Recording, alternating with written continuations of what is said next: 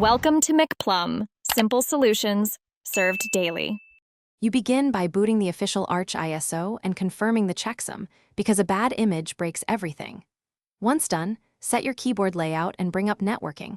Use DHCP for wired or ILCTL for wireless so Pacman can download packages. Next, partition the disk for EFI, root, and optional swap.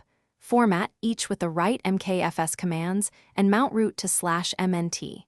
These first steps prepare the environment. Proceed only when mounts and network are reliable. You now install the base system using Packstrap to get packages like Linux, firmware, and an editor so you can edit configs. After that, generate fstab and archroot into /MNT to work inside your new system. Set time zone, uncomment locale lines and run localgen, then set a host name and create /etc/hosts entry so networking resolves.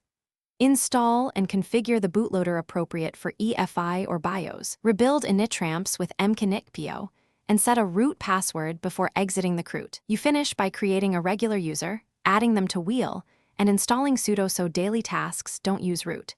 Then choose and enable a network service like Network Manager or systemd networked and enable it with systemctl so networking persists. Install desired desktop, Zorg or Wayland components and enable Display Manager if using a GUI. Finally, reboot and test. If boot fails, use a live ISO to inspect journoctl B. Check fstab and bootloader entries. That single check fixes most problems.